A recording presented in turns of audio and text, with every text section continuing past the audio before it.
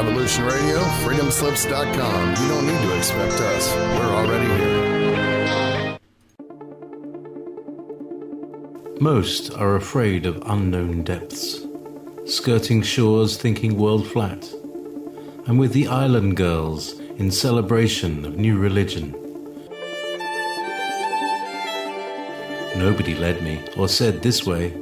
I sailed alone on makeshift raft with wind as companion.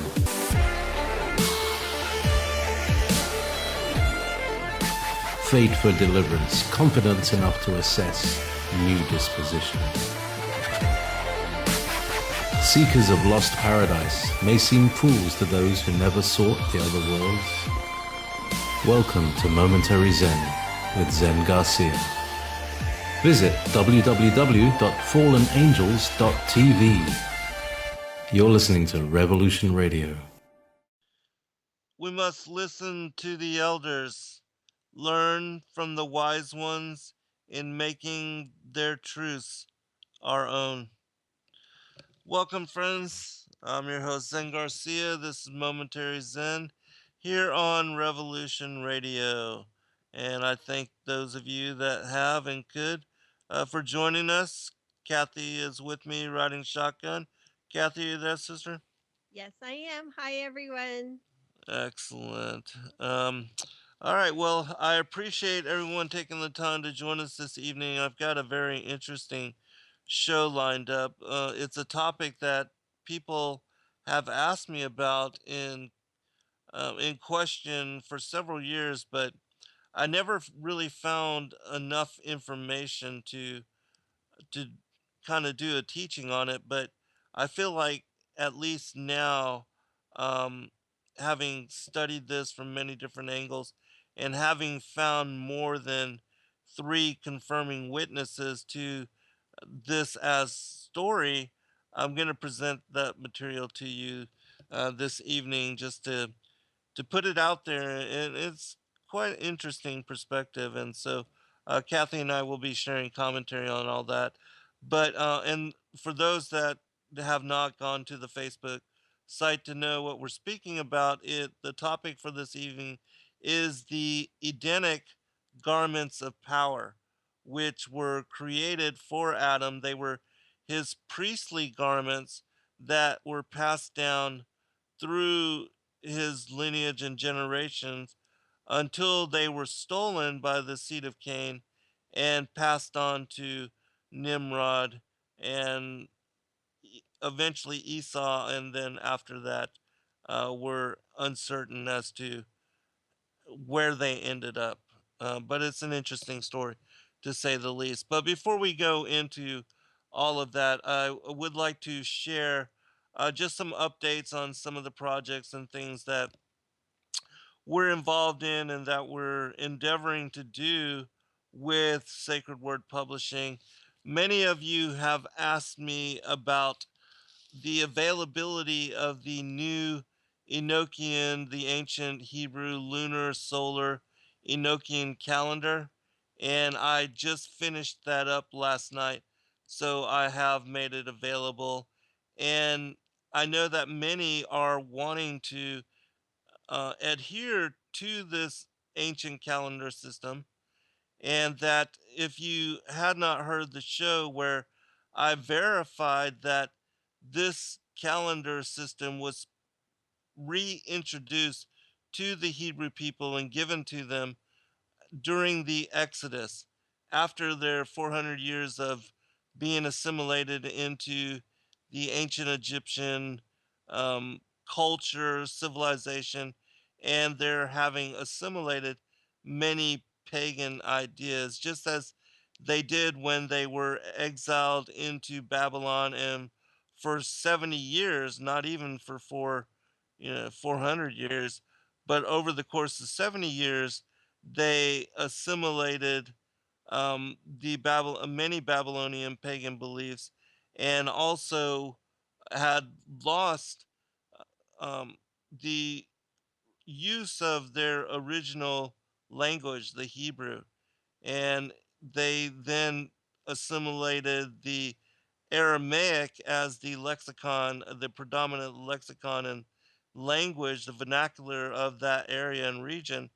And so the Hebrew Torah, once they were freed from the bondage of Babylon by Cyrus and Darius, and then they were allowed to return to the Holy Land and to restore the Holy Temple, the because the Hebrew language was more a scholarly, priestly class language, that's when the Aramaic, the Targum, came into being, which are the holy scripture, the Pentateuch translations that I predominantly like to study from, even though I do read all of the various English translations. And whenever I do a study, I use all these parallel timelines and look at all the various translations in order to get the best understanding as far as whatever it is I may be looking into. But my preference is for the Targum because they are the original Aramaic translations of the Torah, the Hebrew Torah, and the English translations, even though they were only made available to us in the 1800s. I find that in studying them and looking into them, they provide a great deal of extra commentary and elaborate further upon most every passage and chapter, and things that may seem vague or ambiguous within the English translations of our Holy Bible. You can gain a great deal of information and knowledge from those Targum translations. And so, anyways, I will post a link sometime very soon on that show that I did about the Exodus, because we did that here on Revolution Radio. But I will also post a link to that calendar system for those that are interested. You can go to, for those that are not listening live and that maybe come to the archive, you can go to lulu.com and just look up the ancient Hebrew Enochian lunar calendar for 2017 and it will come up.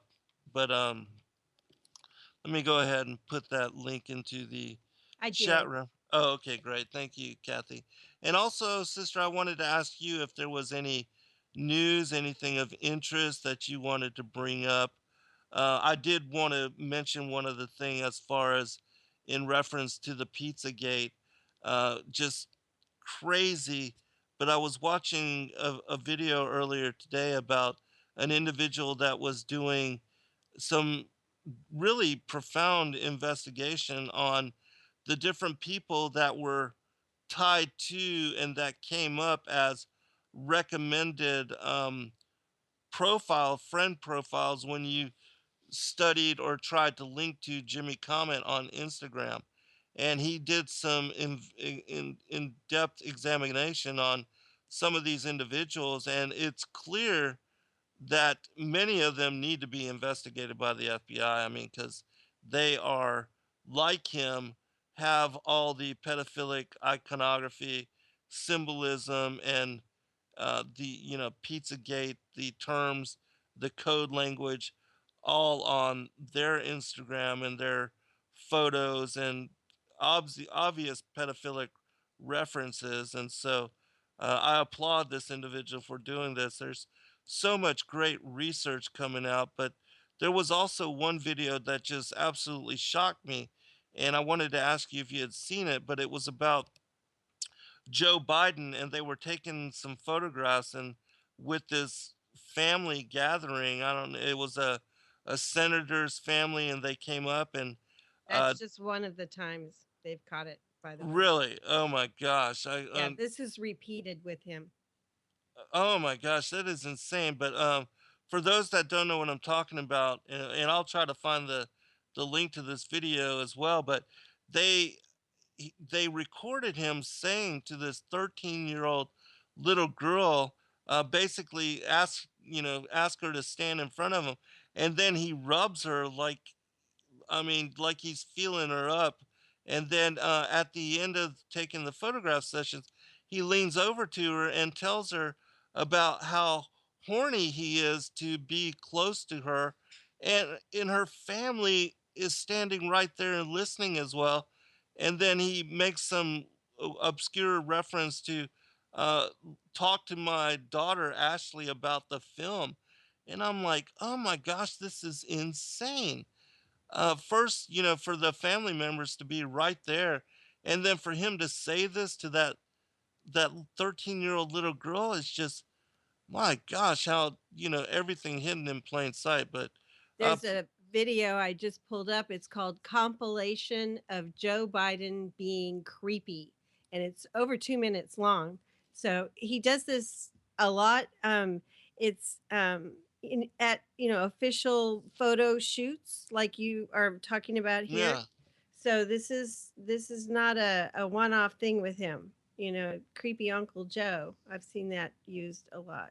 God, it is just insane to me Yeah, isn't that awful? how, the parents, if that's indeed who they were, didn't just, why he didn't get his lights punched out right there on the stage, and then saying this to that little girl, for her to not be horrified and to, immediately run away and break down in tears.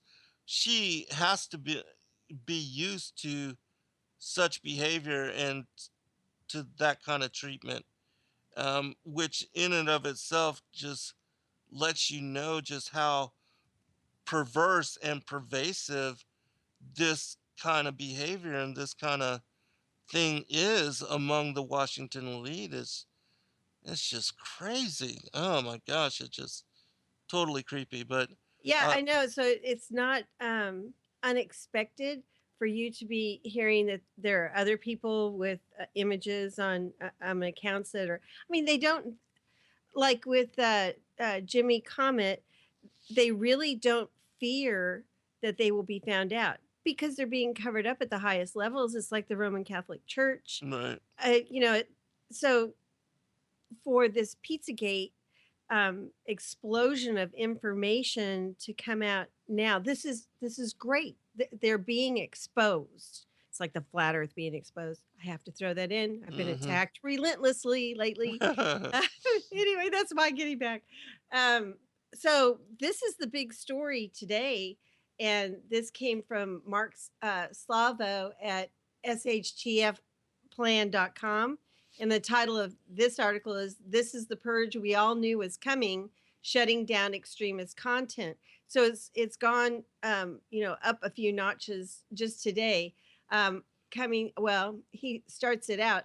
There have been murmurs about it all along. Someday they simply wouldn't allow certain things to remain on the internet any longer.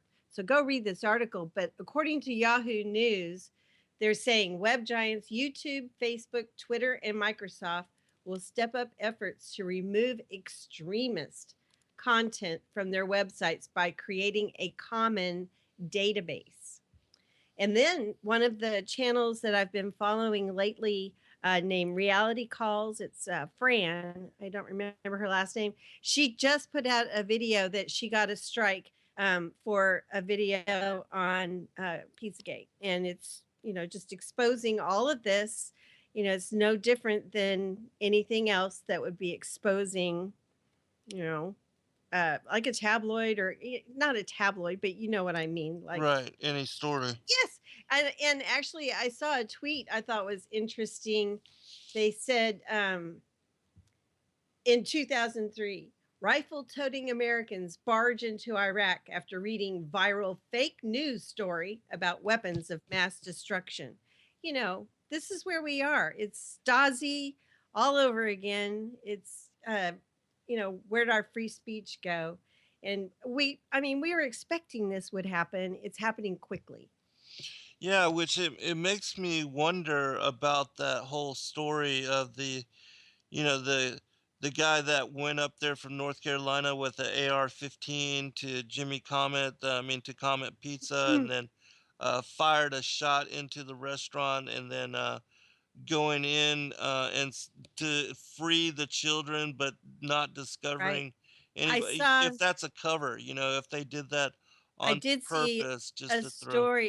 Yeah. Absolutely. I did see a story that that man's father is a child protective service affiliated somehow. I Uh, just glanced at it. Interesting. Yeah. So I know there's a lot more. I just haven't been looking as closely as Right. I usually do, but I know that a lot more to that. People have put out Right. videos. There's been stories. So yeah, this is definitely going to get uh, tightened down. Yeah. So They're and doing. They're trying to, in every way they can, to start, leading people away and to try to associate Pizzagate as disinformation or conspiracy theorists, that well, blackball it. and they are putting out these programs. YouTube, I'm sure Facebook is too, but YouTube has this heroes program where they're encouraging trollish behavior to bring down channels. And I even experienced it today on our Facebook page where someone said you've been reported about a video, I think having to do with Sandy Hook. So this is going to keep increasing. Well, yeah, and the other thing that I had heard, I was listening earlier to a show on Dr. Sherry Tenpenny, and she was talking about the how they are soon going to be forcefully mandating vaccines, even adult vaccines, and that they were not going to allow people to get their driver's license or their passports if they don't have all of their Wow. vaccines updated. Yeah, it's crazy the kind of things that they're going to associate with them with. And she was speaking about how in California, Mississippi, and I forget the other place, but that there's three states right now that you you, you no longer have any kind of exemption unless it's medical. It's not like, you know, personal or religious or those kind of exemptions, which do Right. currently still exist in the other 47 states. Most people aren't aware even. Yeah, well, Or, they don't tell people about that, yeah. and then they try to basically bully parents into getting the vaccine, saying that your children can't go to school. But it's only in these three states that they only have medical exemptions, and a child can only be, to exempt out of the vaccines if they have been previously hurt by taking the They vaccines. they must be incentivizing pharmacies and doctors too, because I know every time I go into Walmart now, they ask me, do you want to have your flu shot? Are you ready Right, to? right. Every single time, or to my doctor's office, they're pushing it. They actually are. She was talking about that as well in this show, that um, if they get a certain high percentage of all of their patients to receive the vaccines, they then get a $400 bonus per child. And that's including even those that refuse the vaccines. Um, that the pharmaceutical companies are giving out these bonuses, and so that's why they are pushing it as hard as they can. And this is also resulting in the families and children that are refusing the vaccines, they're being dropped off of the rolls of these different physicians offices because they are trying to gain access to these bonuses. Absolutely. And so that's why they're bullying and pushing it in the degree that they are, and which to me it should be, criminal, because again, these vaccines are harming so many people. But um anyways, oh, and so what I was talking about, the whole reason I brought her up in the whole as far as this particular show that I was listening to, is she had mentioned about how Facebook now has created and is regulating news information and stories, and how they had previously, before this recent change, they had a following of, like 1.5 million people, and whenever they posted anything, they would get a tremendous response. But now, um, because they are being censored, Facebook is no longer highlighting their stories or allowing them to, basically be shared and posted onto all of their followers' pages. And so few are even gaining access or getting the information. And so, they're being censored, and any kind of news story, as you were mentioning, which would be of relevance and connected to anything which is real, like this whole Pizzagate thing, um, all of that is being censored. And stories like anything to do with the Kardashians or, Right. celebrities or whatever, all of that is being pushed to the forefront, just like with what they have successfully done on mainstream news, basically um, subjected all of what is important to meaningless, nonsensical stories that matter nothing to really the what's going on with world, and You where know, people should get real news stories. Go ahead. our own personal experience with Facebook 3 years ago, when we were probably a third or less of the total number of likes, we had, maybe 1,000% more activity. And I'm not kidding you. We'd have 300, 500 shares on a story, or a video. Now we get one or two, Hmm. or one or two likes. And we have, we have almost 60,000 followers on our page. And the reason is because Facebook has tweaked their algorithms, whatever suits them a Right. particular day of the week. I mean, so it's just futile. I mean, although, maybe we reach more people than I think, because another figure of theirs that I can gauge shows that, we get almost 200 likes a week. I don't know how valid anything is really. Right. And then with YouTube tonight, the Morgile John just came out with a short video, which is rare for him.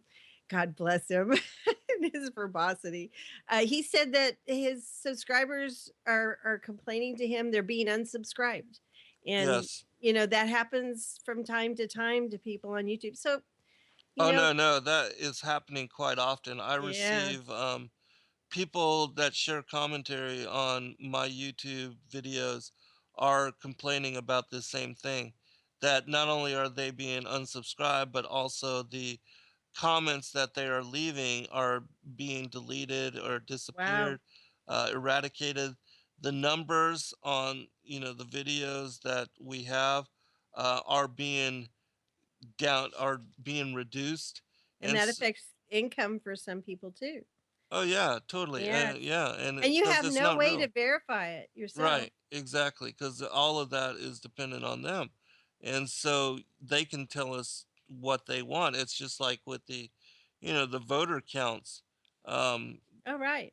with who voted and how Gee, the many next voted, all that. It's all controlled and the contrived. ne- the next thing we'll be worried about is they'll be listening in to us. Right. Well, all that's happening right now too. I know. Well, if people haven't seen it, or if you haven't seen this movie, a really good overview of what happened in Germany with the Stasi control, they were the secret police, is the movie The Lives of Others.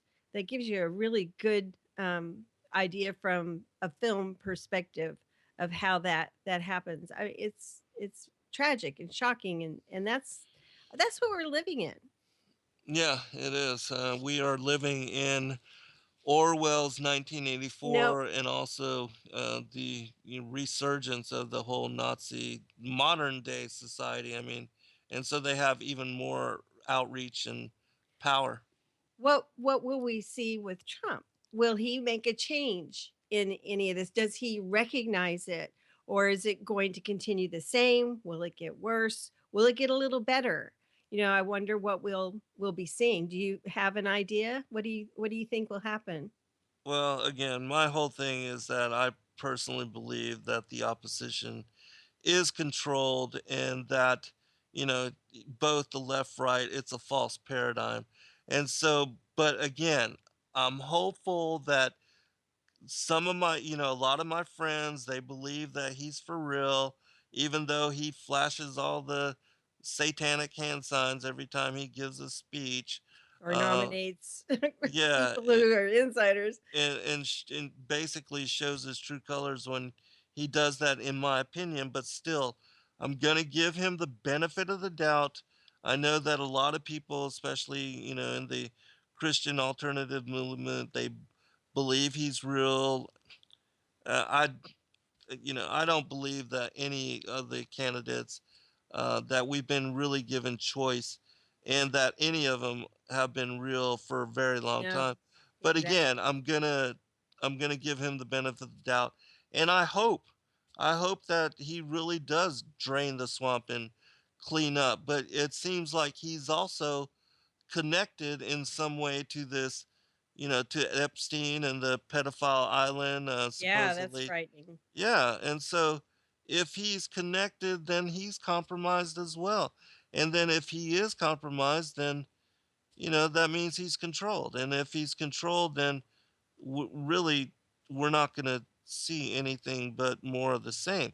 Which, just like Obama, everybody thought he was going to be the great hope Right. and change, and all he did was perpetuate exactly Bush's policies and make them even worse. But again, I have my fingers crossed, and the whole thing with the Bible code, as far as the Trump's Bible code and being over Cyrus, the same thing with Cyrus and the Isaiah passage scripture connected to him.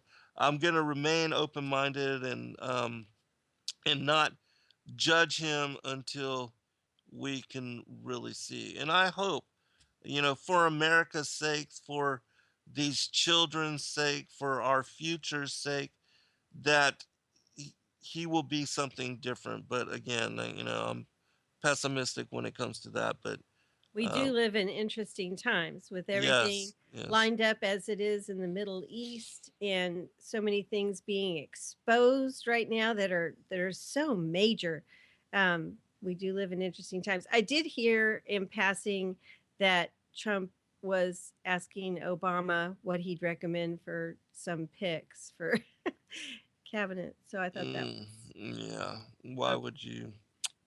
Yeah. All right. We'll be right back, everyone.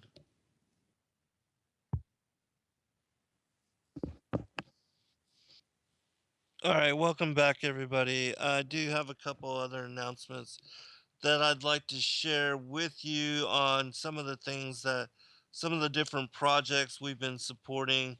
Those of you that listen to our show and that follow along with what we do, you know that two of the things that we support through Endeavor Freedom, which is our nonprofit, are one, the Dare to Care team, uh, .com, which they go out and they feed the homeless and are involved directly with their particular needs and meeting their needs. And this Sunday, December 11th, they will be out in the park in downtown Atlanta feeding the homeless. The event is from 2 p.m. to 4 p.m. You can go to their Facebook page, the Dare to Care team. There's going to be a number of different events because they also are affiliated with and gather together with many other groups. Like, for instance, there's this I forget the name, but they provide showers. They have like uh, um, a mobile shower unit, and they allow the different homeless people that would like to get clean and to bathe to be able to do that during that time. And so they'll be in Renaissance Park from 2 to 4 p.m. on the 11th, which is this Sunday, I believe.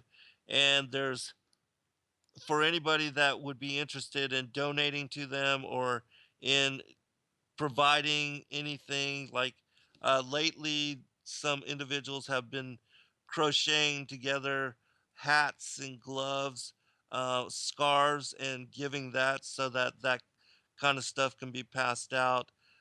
People can buy underwear and undergarments, things like that, from the dollar store or other places, and donate that to be passed out to the homeless. We buy Bibles and have that passed out to them as well. We buy Bibles by the case and allow them to pass those out as well. And there's also a need for sleeping bags, blankets, things of that nature. You can also donate food items for them to pass out and to share with the homeless. They have a huge gathering and a number of participants that do come out. They are also working with Hands Across Atlanta, Hope Through Soap, which is that I told you about, the mobile shower unit, Showers of Blessing, the same kind of thing, Music for the Occasion, Astro Events. You can find all that on their particular website. And also, I had a long conversation earlier with Pastor William Wakesa, which he works with a Kenyan orphanage that we've been supporting for a long time. In fact, early when I first began to work with him, he was providing meals for 29 different orphans. He himself was orphaned at a young age and had to learn to basically take care of himself. And then he opened his house to other orphans and then basically ended up having an orphanage. Well, he used to try to raise money to feed them and would go and buy these food packs for very cheap to do so. But in working with him, I told him, why wouldn't you try to purchase chickens so that you could create your own food and also have get the eggs so that the eggs could feed the orphans and also to have the chickens, and then you would also be able to barter in raising the chickens, to barter and to share them um, for other items that you may need. And so he did that, and since I guess it's been about a year and a half since um, I asked him about doing that, and now they have 142 chickens, and they are also trying to purchase land so that they can then raise other livestock like goats and cattle, which he can't do that right now because they are renting the land. But if you are interested in donating to them directly as well. The name of the orphanage is Soweto Orphanage Center uh, at yahoo.com, which, if you wanted to donate to their PayPal, others have been donating to us so that we can give you a tax write off, and then we give 100% of that money to them or to the battered women's shelter here in Winder, or also to the veterans homeless shelter. Those are, four of the main nonprofits and groups that we are working with to help, basically the mandate that the Bible, the Most High, has us in supporting the orphans, the widowed, the homeless, the hungry, the naked, and so we're trying to do these kind of things, and to follow the scriptures in sharing what we can in whatever way we can to help out. And so, and again, the nonprofit Endeavor Freedom, um, it, which the website, all that is being set up and is going to be tied to Sacred Word Publishing. We are completely volunteer. There's nobody that gets paid, and 100% of whatever you donate will go directly to whichever organization or nonprofit that you would like to support. And then the other thing is that before April, we will be sending out all the tax write off information for those of you that do donate so that you can write it off of your taxes again, because anything you donate is 100%. You can write it off of your taxes, and know that we appreciate you as well. But let me just spell the name of the orphanage. It's Soweto, Soweto,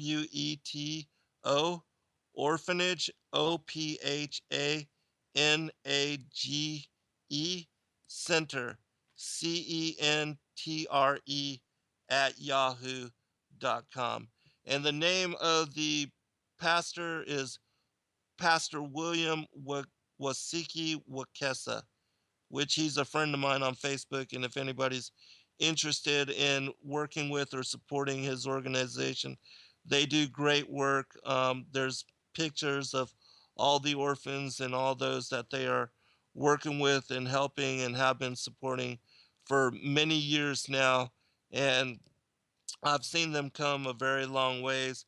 They are, as I said, trying to purchase some land so that they can expand and take care of more children. And also, the next thing that we're trying to do is to help them um, to fund and to get the material that they need to start a football club for the orphans, and to help them to develop their skills, and to also just to have a good time and have fun, and to be involved with the other teams in that Kenyan area. And so, um, and of course, at any time, you can also just email me at zengarcia2010 at gmail.com, or go to my Facebook page, Zen Garcia. Ask me about any of these things that we are involved in, and I can give you the details so you can go and support them directly. Or if you'd like to, you can donate to endeavorfreedom.org, or go to the Fallen Angels TV website. There's a donate button there that allows you to choose which ministry you'd like to support. And or you can go to PayPal, and the email address is general, GENERAL, at endeavorfreedom.org, ENDEAVOR, freedom.org. And just in making the donation, just tell us which group, which, that you would like to support. And as I said, we will be sending out the tax write-offs before the coming April months. And so we appreciate you and thank you. And, those of you that are looking for a um, good, good things to support these different endeavors that we're involved in, are worthy causes. And so, Kathy, let me give you a chance to comment here. Oh, I absolutely agree. It's very hard sometimes to find a worthy place where the money is used to the maximum, Yes. where people are truly helped. I remember when I worked for a large bank, and and being in that environment, they force you to, especially as a manager, to contribute to the United Way. And I was pretty resentful of that because I knew how, Money how would be much was. wasted. Oh, exactly. Mm. And corruption and, fraud. And yeah. So, I always look for some place that I can donate where I know it's going to such a good purpose. And all of those organizations you're talking about are exactly that. Yes, I always want to support something that's real. And like you, I try to and choose not to support all those nonprofits that you see their commercials coming on the TV all the time.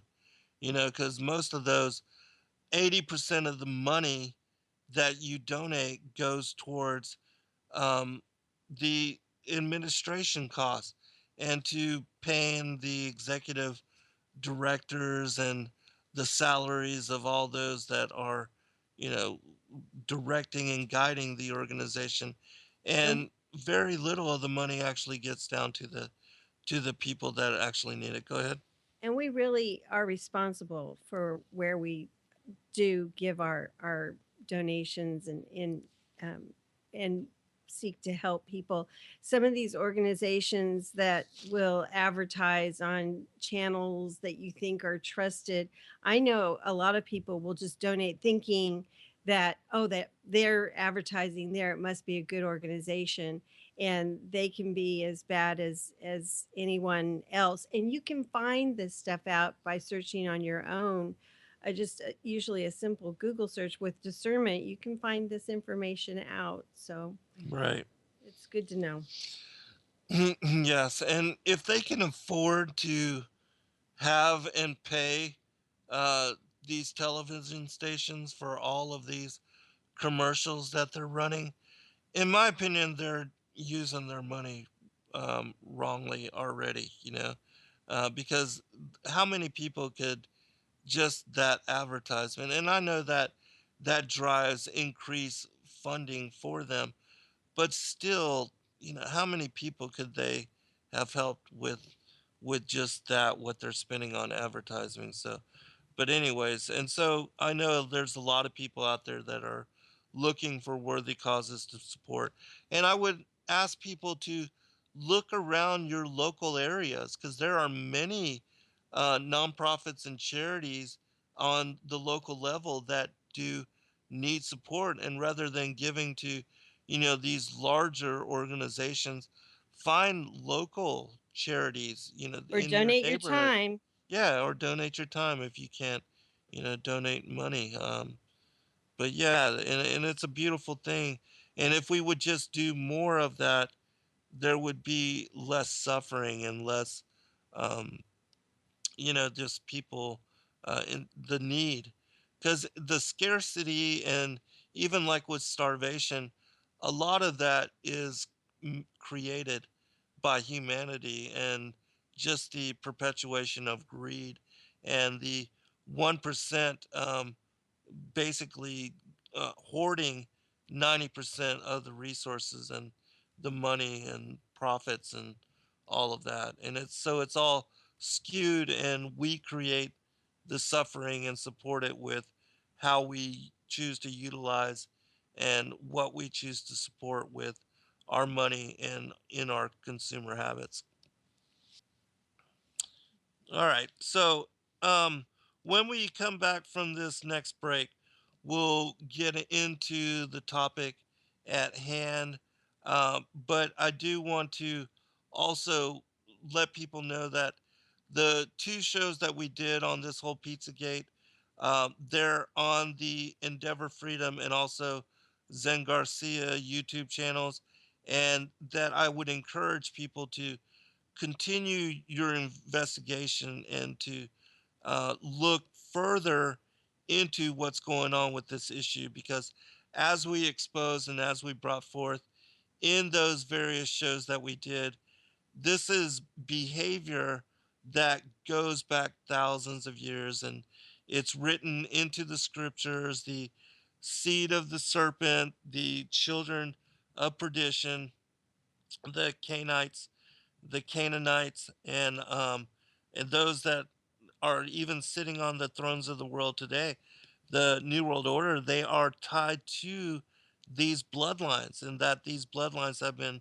supporting such behavior, ritualized abuse, the worship and the reverence of the fallen angels as their pagan gods and deities, that this kind of abomination has been ongoing. And but now that it's out in the public limelight, and there's uh, basically a spotlight on it, we need to encourage people to investigate and to look into it more, because I know that many, and I've received a lot of emails and contact from people that had told me about how they overlooked this as issue just because they thought it was completely fanciful and something that had no basis in reality. That the stories of the satanic ritual abuse, they were so far out there and seemingly far fetched that even now, for those that are just now being exposed to this, it seems just unbelievable. But yet there's absolute truth tied to and associated to it in many different ways, and that you can't just write off what you think is just beyond belief, because when you do the research on it, there's a lot of truth to it. Even with the spirit cooking, the Satanism, the cannibalism, the pedophilia, the drinking of blood, all these kind of just obscene and perverse behaviors. The elites are involved. They don't hide it. They show you in their artwork, in their depictions, in their songs, in their gatherings, in their emails. I mean, this whole Podesta and the emails that are all tied to this Pizzagate, just reading them for yourself, it's mind blowing because the code, again, the code speak, the language, the terms that are being used, once you understand their connection to the pedophilia and the definitions, uh, the do you remember some of the definitions? The pizza is that little girls, hot dogs, little boys. Do you remember some of those definitions? Um, yeah, there was pasta and cheese, and I don't have it right in Yeah, front the of. list. It's Um, easy to find. People can look it up, but there was one thing I wanted to mention that was a news story today. It's kind of uh, ancillary to this, but we're talking human trafficking as well in this whole big story. There was arrests made in Egypt today. 45 doctors, nurses, and middlemen were arrested for human organ trade as wow. migrants sell body parts in order to reach Europe. I mean, that's horrific. Yeah, it That really is. but all of that is being pushed by wars and by design to upset the balance in borders and in countries, and then these people feel so hopeless that they are selling their own body parts in order to reach where they think is going to be someplace good, where Hmm. like France, where I mean the Islamic population is so large, and I mean that's they had the camps in Calais, and I mean, so there's all of these things that are going on that are just, the denigration of humanity, from the children to the people in the Middle East, and Americans just kind of write that off and don't think about that, and that's a very sad thing. Here's the other thing in connection with the organ harvesting that most people don't understand and have no realization on. Even though they tell you that, you would be totally fine if you donate, like, for instance, one of your kidneys, when you donate a kidney, your life is at risk because basically what they have discovered, and they don't tell you this, is that when you donate your kidney, you are more apt um, and at risk of dying of kidney failure because there's a reason why you have two kidneys and that God made you with two kidneys. And it's because your body needs both in order to be able to filter the toxins out of your blood. And yes, if you do donate one, it will prolong the life, especially of those that um, don't have any working kidneys, but you are putting your own life at risk. And because it's making that one kidney have to work overtime and double. And so this is something that you have to consider. All right, we'll be right back, everyone. All right, welcome back, everybody. And we're going to start with the story of Adam and Eve being clothed in Genesis, but I'm going to read it from the Targum version, which, for those that don't know, have not studied, the Targum is the original Aramaic translation of the Hebrew Torah, which go back to 500 BC, to the time when they return from being exiled in Babylon for that 70 years and having assimilated Aramaic as their colloquial language. They then were no longer able to, study or to read the Hebrew once worship was restored in the rebuilt Holy Temple. And so the Targum came about as the Aramaic translations of the Hebrew Torah, and they predate the King James by 2,000 years. And so I'm going to read the story from this particular translation first in order to set the premise, because again, the Targum has much more detail and greater elaboration on almost every passage, every chapter. It says this: And Adam called the name of his wife Hava, because she is the mother of all the children of men. And the Lord God made to Adam and to his wife vestures of honor from the skin of the serpent which he had cast from him upon the skin of their flesh, instead of that adornment which had been cast away, and he clothed them. And the Lord God said to the angels who ministered before him, Behold, Adam is sole on the earth, as I am sole in the heavens above. It will be that they will arise from him who will know to discern between good and evil. Had he kept the commandments which I appointed to him, he would have lived and subsisted as the tree of life forever. But now, because he hath not kept that which I prescribed, it is decreed against him that we keep him from the garden of Eden before he reach forth his hand and take of the tree of life. For behold, if he eat thereof, living he will live and subsist forever. And the Lord God removed him from the Garden of Eden, and he went and dwelt on Mount Moriah to cultivate the ground from which he had been created. And he drave out the man from thence where he had made to dwell the glory of his Shekinah at the first between the two cherubim. Before he had created the world, he created the law. He prepared the Garden of Eden for the righteous, that they might eat and delight themselves with the fruit of the tree. Because they would have practiced in their lives the doctrine of the law in this world, and having maintained the law, uh, having maintained the commandments, but he prepared Gehenna for the wicked, which is like the sharp consuming sword of two edges.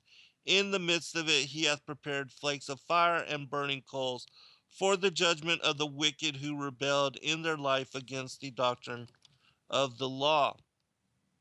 To serve the law is better than to eat of the fruit of the tree of life, the law which the word of the Lord prepared, that man in keeping it might continue and walk in the paths of the way of life in the world to come. That's from the Targum. All right, and so I want to emphasize first that Adam and Eve, being clothed, were given and created.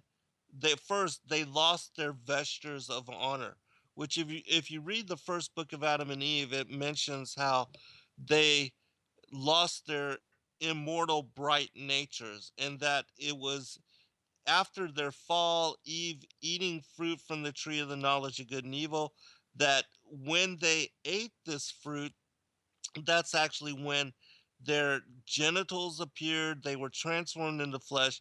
And then Eve was beguiled by the serpent and impregnated with the child Cain, which is why when the Most High laid the curses, the punishments out against them, which, again, if you know anything about the law and the Torah, an eye for an eye, a tooth for a tooth, the punishment fits the crime. It's always that way.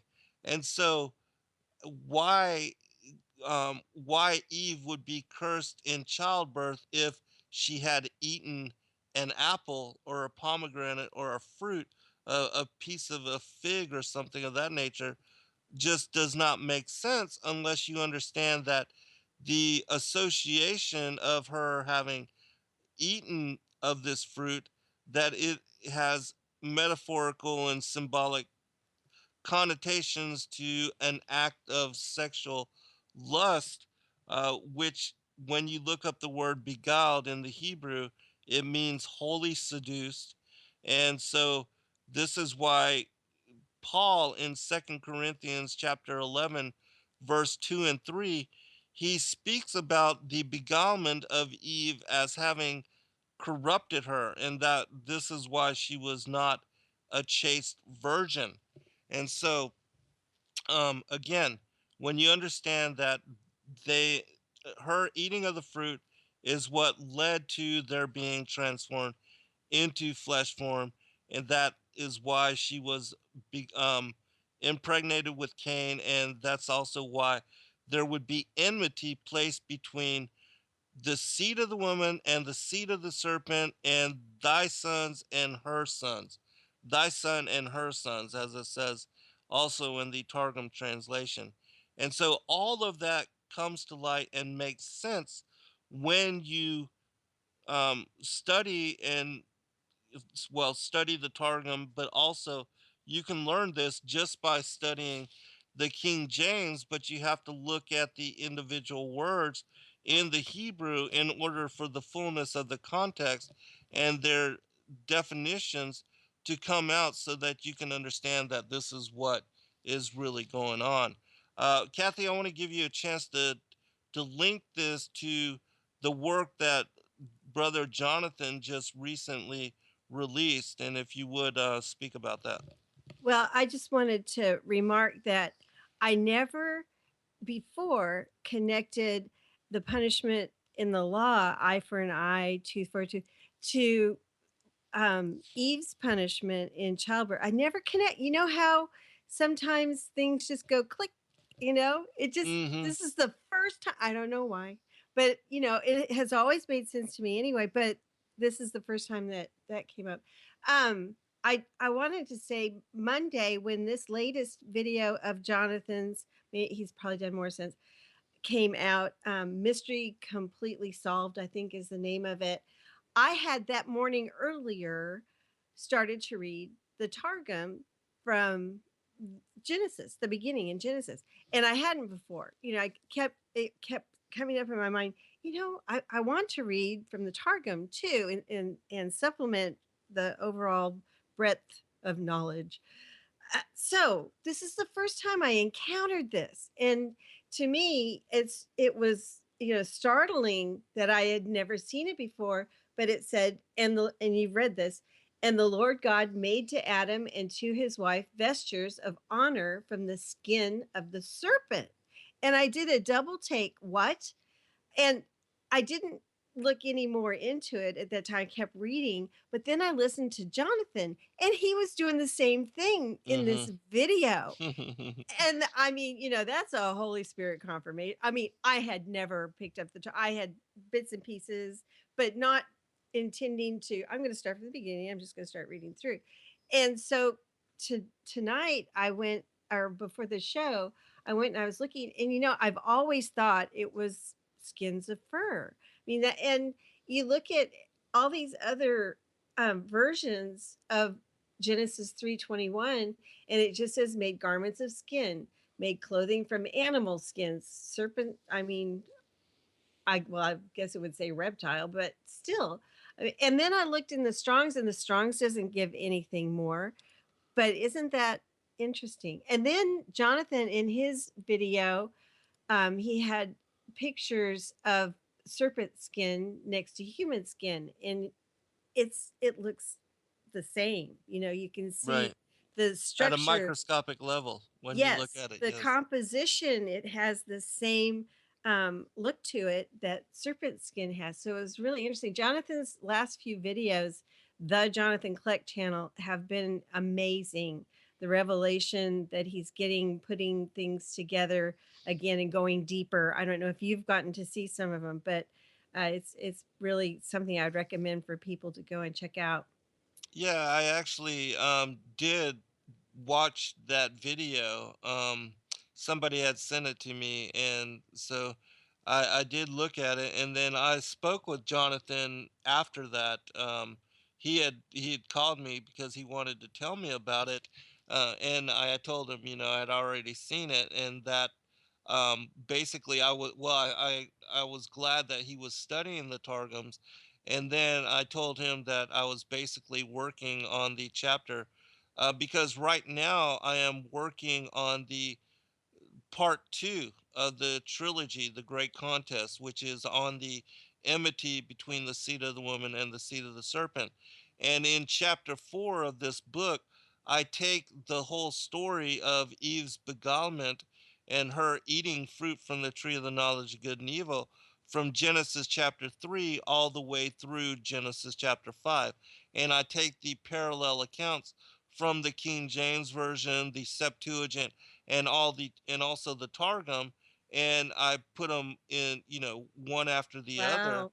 Yeah, and go through each one of the different chapters, and then I take include my commentary, and then I also break down certain words according to the Strongs in order for people to get a full understanding of what is being spoken about.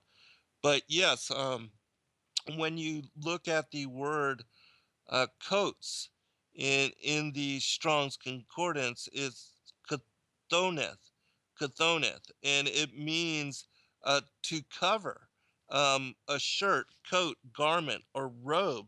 And so we always thought that that was actually meaning like a undergarment or a tunic or a long shirt.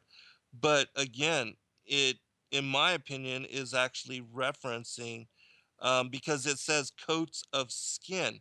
And when you look up the word skin That's not in the clear. Strongs, it's or aura, and it means skin as naked, by implication, hide, leather, or hide, leather, or skin.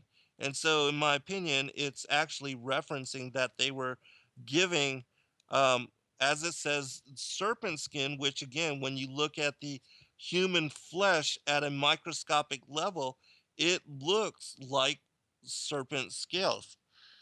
And then when you look up the word clothe them, labash, labash in the Hebrew, it means properly wrap around, to put on as in a garment, or to clothe oneself, literally or figuratively, in apparel, to arm, array, clothe self, come upon, put on, upon, or wear. And so, again, in my opinion, that it is speaking about God clothing them, because they lost their bright nature. And so it's clothing them in skin.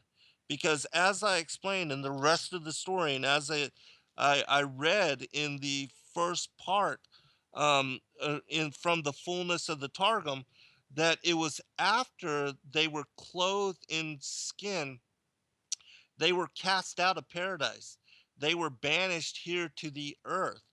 And they, if you read in the first book of Adam and Eve, they didn't even understand how to walk, and that Right. they were unused to light, as far as the sunlight. They had never experienced darkness.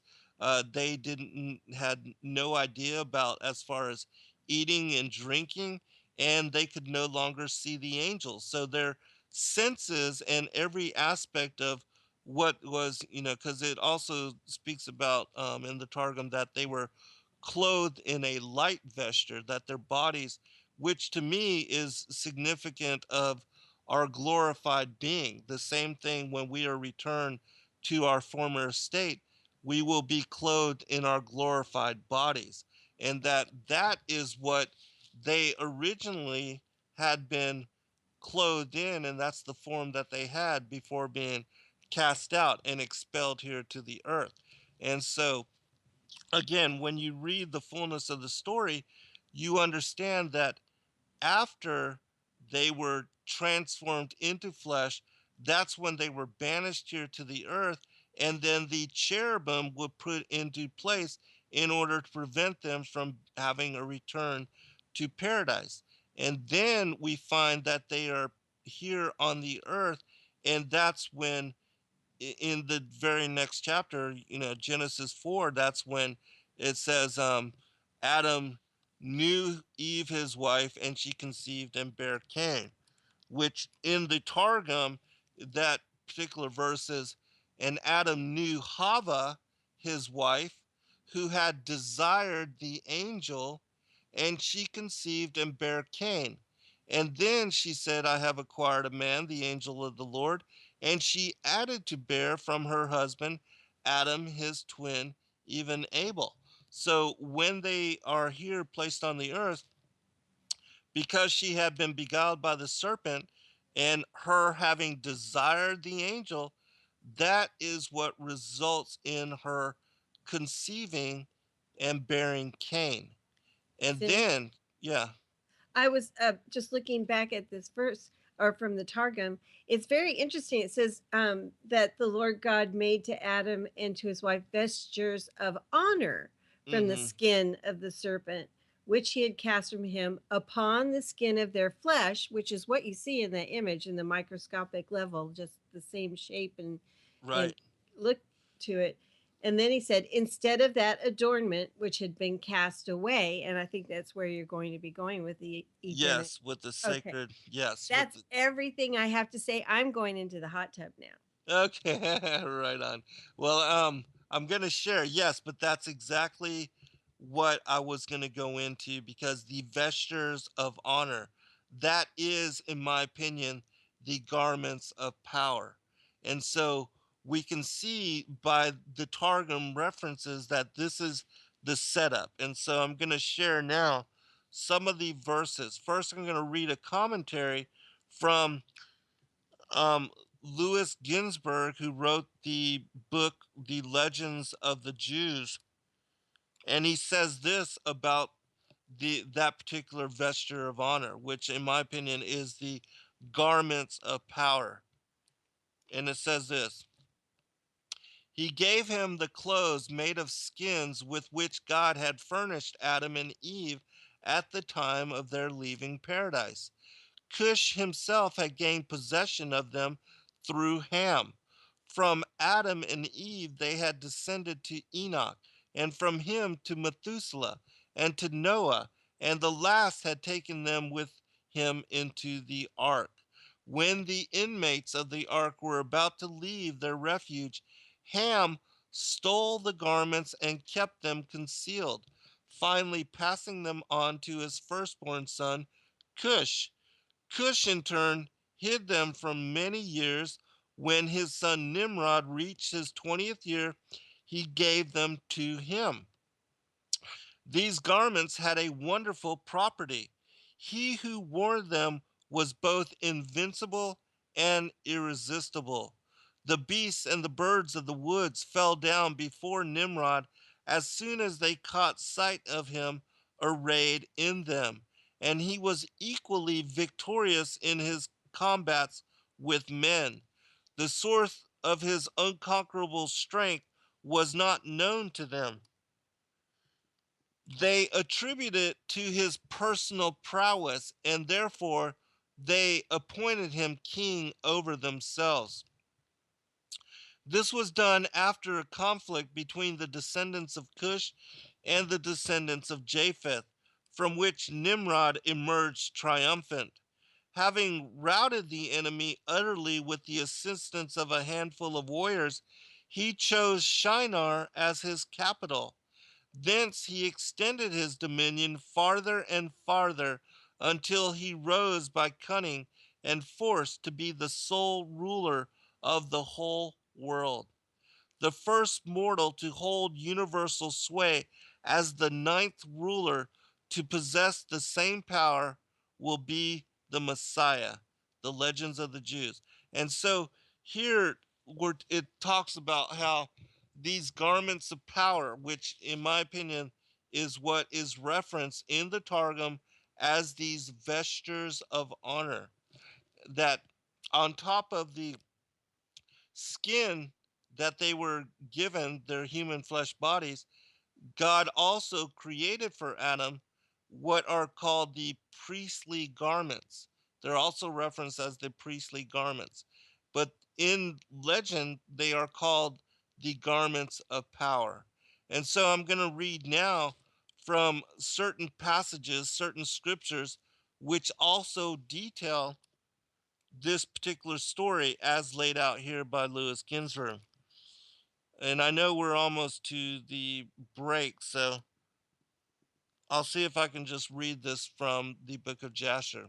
It says this: And the garments of skin which God made for Adam and his wife, when they went out of the garden, were given to Cush.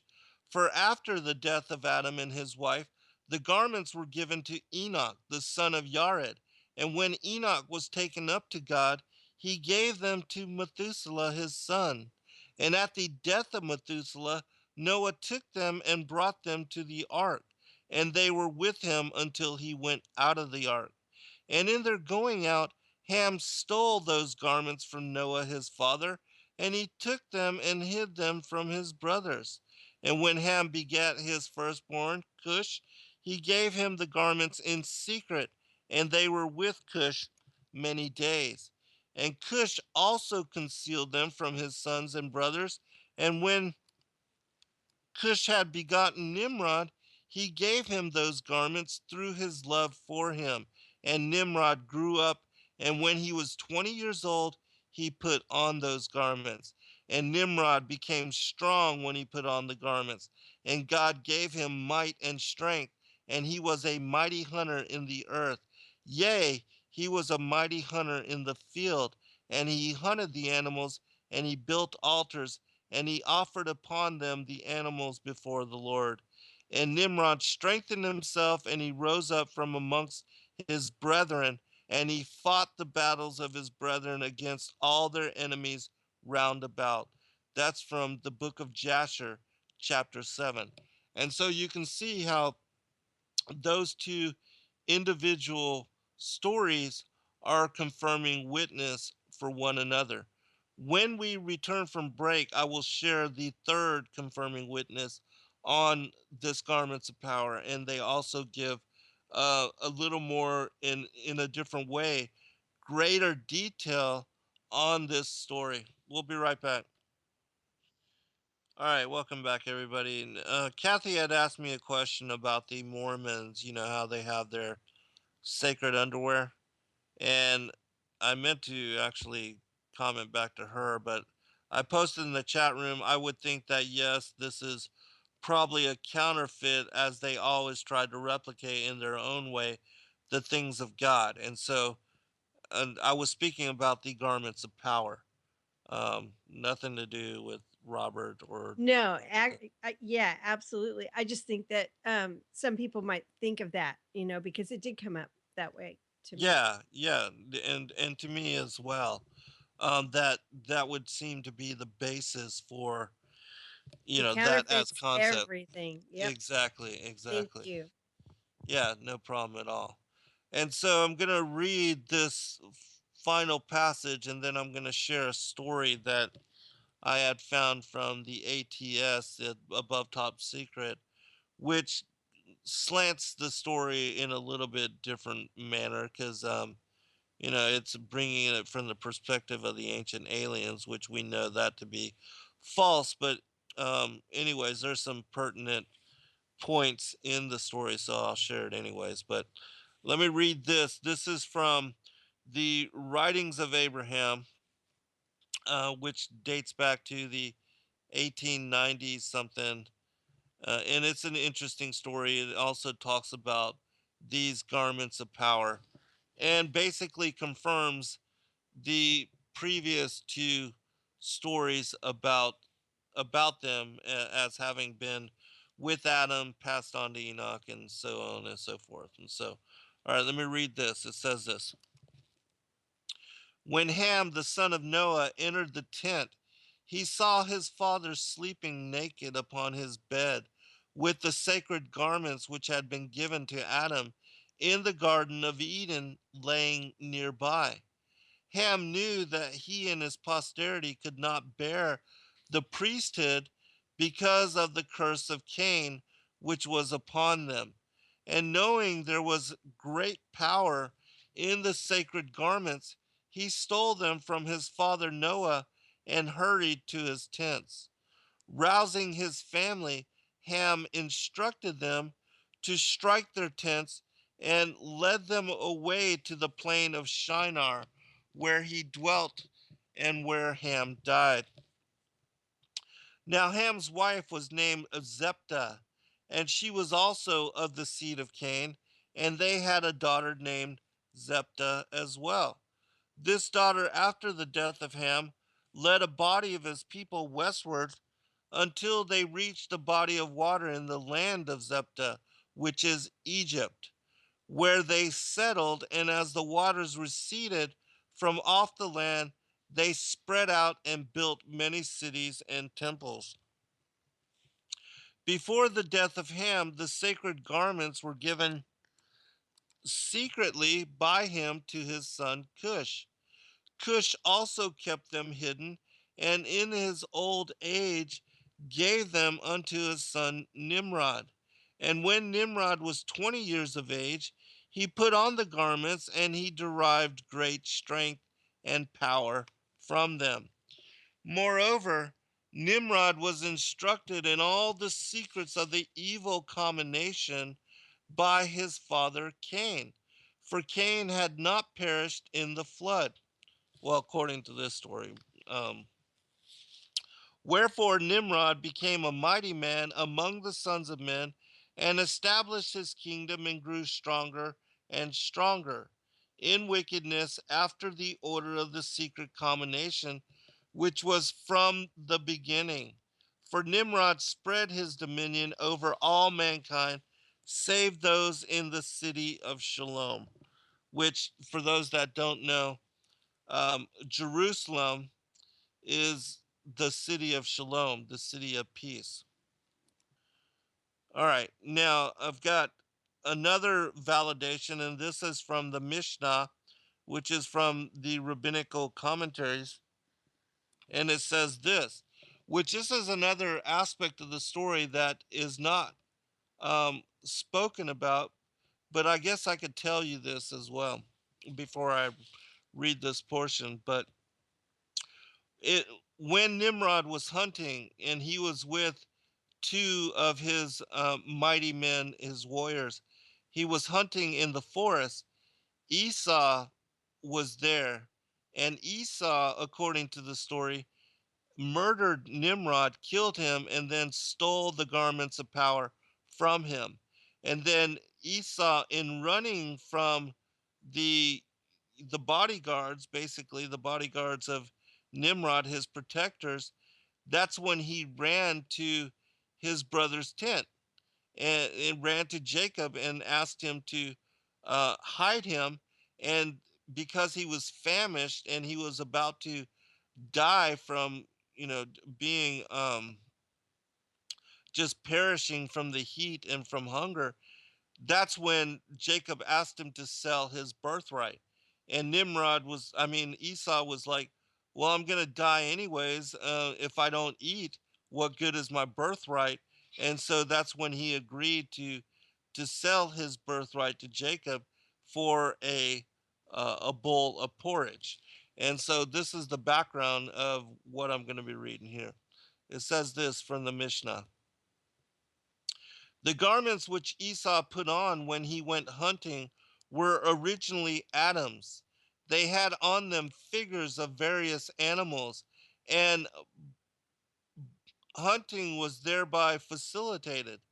As the animals, on seeing the garments, came running toward the wearer, Nimrod coveted these garments and resolved to kill Esau in order to possess himself of them.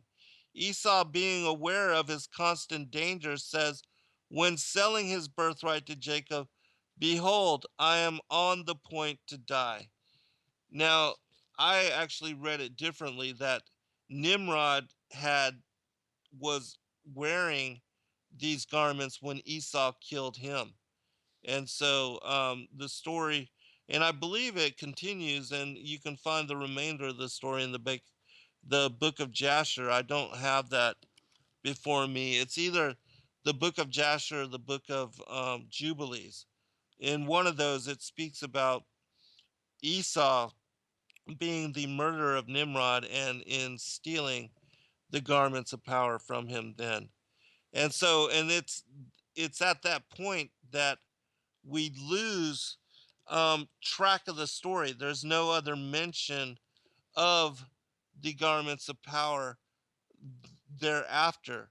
But what is interesting to me is that Solomon, that when he assumes authority and becomes the king over Israel, in the stories, when you read about the folklore and the different um, the different older Arabic and also Aramaic stories in connected to both David and Solomon, Solomon possessed the power and the authority of not only the over men and kings, but he was said um, to be and have control and authority over all of the animals. And it is also said in some of these stories, which, if you're interested in reading those stories that I'm referencing, there's a book called "And It Came to Pass." It's the old stories, the folklore of David and Solomon, I believe is the name of it. I'm pretty certain that "And It Came to Pass" is the name of the book, and it's a translation of all these Arabic and Aramaic stories of Solomon and David. But in there, it describes how Solomon had authority over the animals, and that there were two specifically which he wrote upon. One was a white lion, who, being the king of all the beasts, would come to Solomon whenever he requested, and he would ride upon the lion whenever he wanted to go out into the desert or uh, to go out wherever he wanted to. And that there was also a great white eagle, of which Solomon would ride upon the back of.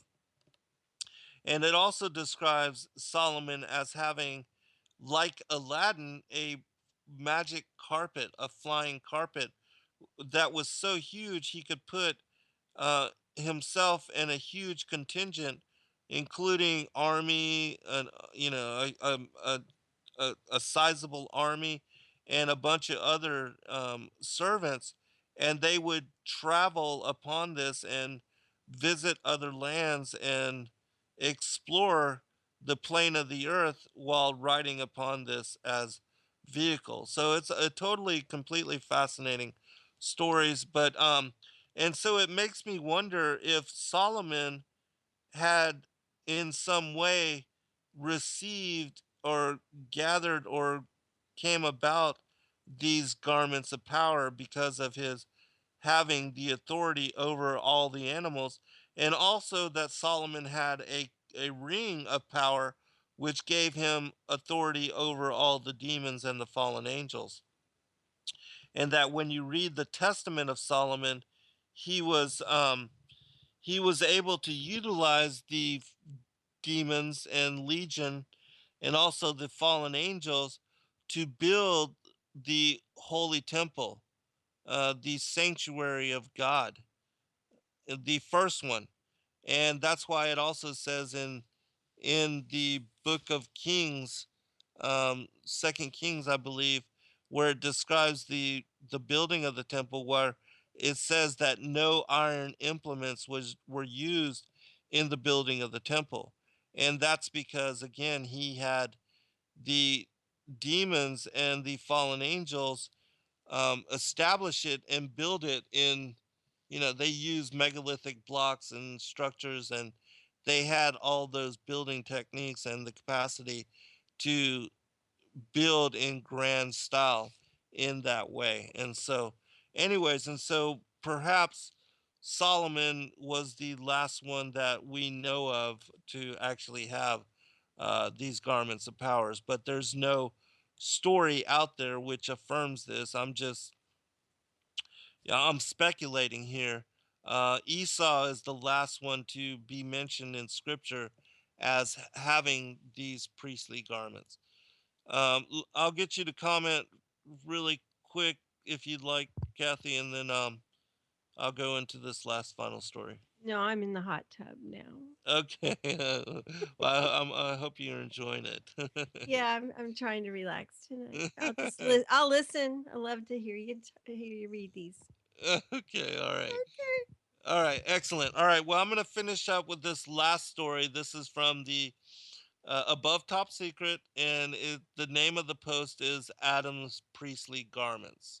And again, remember that this story is written from an ancient alien perspective, and so you have to discount all of that, but there's some relevant information in there, so I thought I'd read it. Anyways, all right, it says this.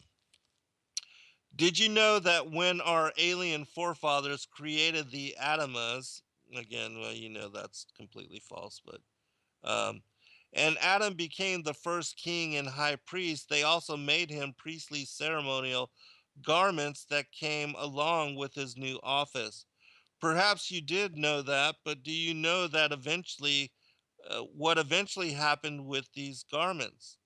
By reading various ancient biblical texts, I've been able to track down the whereabouts of these garments until the time of Jacob, Israel.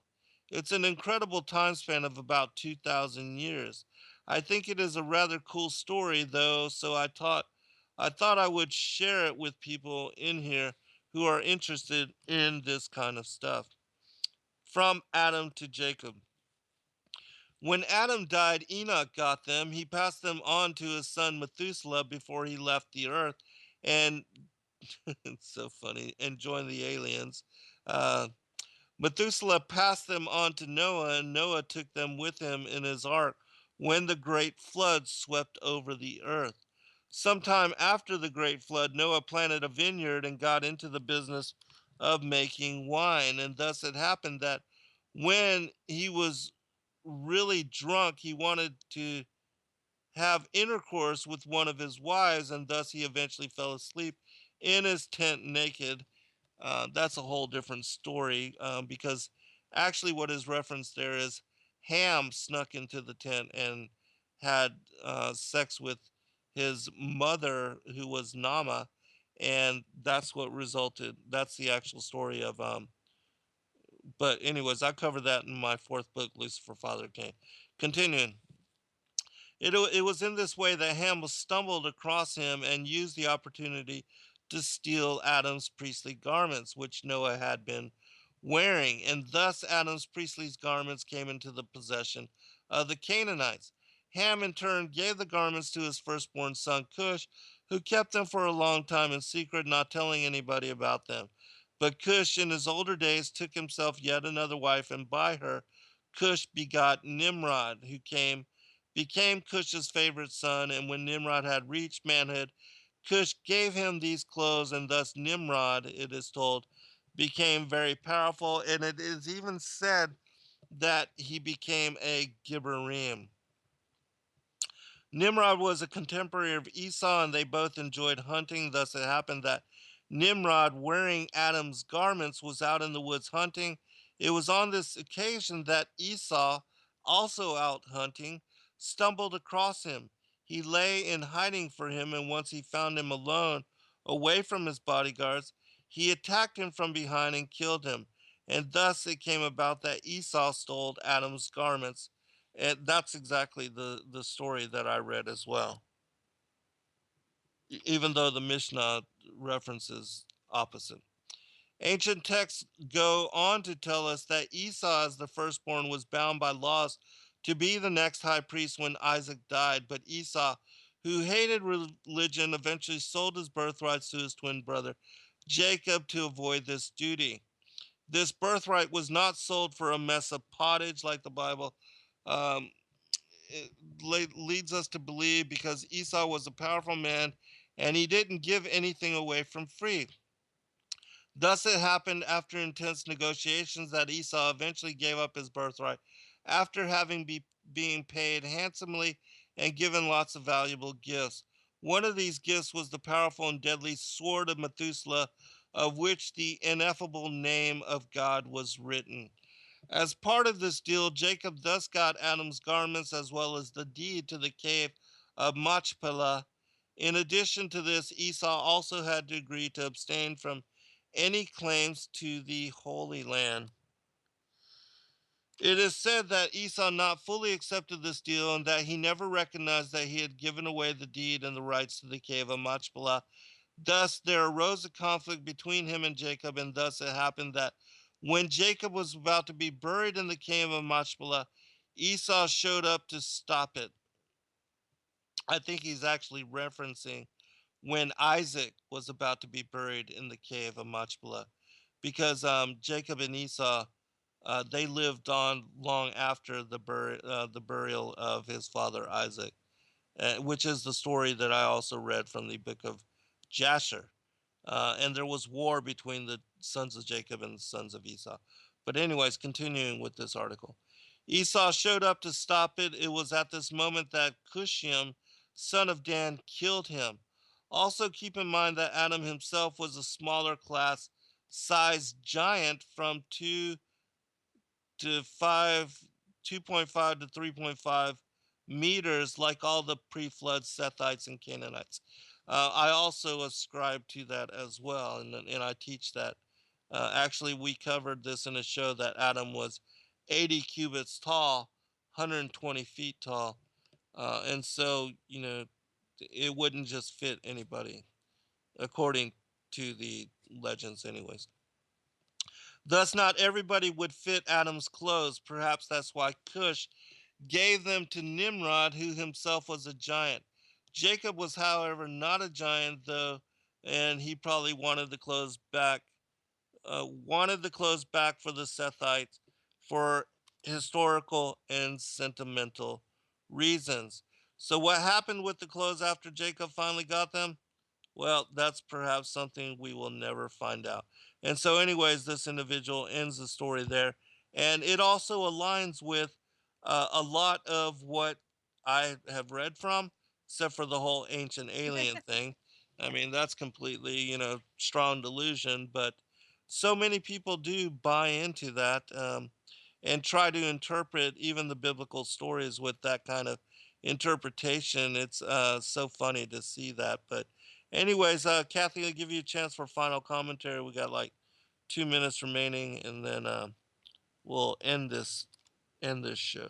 Well, I just find it all real fascinating. It's something I had never thought about until I saw your post on Facebook today.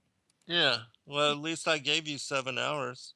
Yeah, no, well, you sent me the notes just before the show, Yeah. but Yeah. that's Right. okay. Yeah, anyway. No, it's fascinating, but it did, the serpent skin thing, which had just come up earlier, in the week, that's all. I mean, these, uh, what we're learning and what we know now, the fullness of the story, God's story is what absolutely I mean, it infuses me with excitement and wonder and so much more awe of the Father, the Most High, than I ever experienced before. And I thank you for that. I thank Jonathan for that. There's just so much I've learned, and so like this information is just phenomenal to me. And I like that you threw in the above top secret too. They've got that stuff going on over there, even though Hmm. they haven't got it all right. Right. Right. Oh, Rayo asked, did Zen say that Adam was 120 feet tall? And yes, I did. And would you mind, Kathy, posting that show that we did on the antediluvian giants and trees Sure. in the What were chat the room? Sethites giants too? That was my question in there. Yes, the Sethites were what we would call giants up until the time of Noah. And then after the flood, even the Sethites, and of course the Nephilim giants, they were much taller. It says what, like a mile tall, according to the 300 L's. But yes, the first generations of humanity and the Sethite line were what would be considered giants in this day and age. But they were not like the six-fingered, six-toed, double sets of teeth giants. They were regular humans, just in larger stature and larger size, as I reveal in my work. All right, all. God bless. Kathy will post that link. Yeah. Good night, everybody. Good night, all.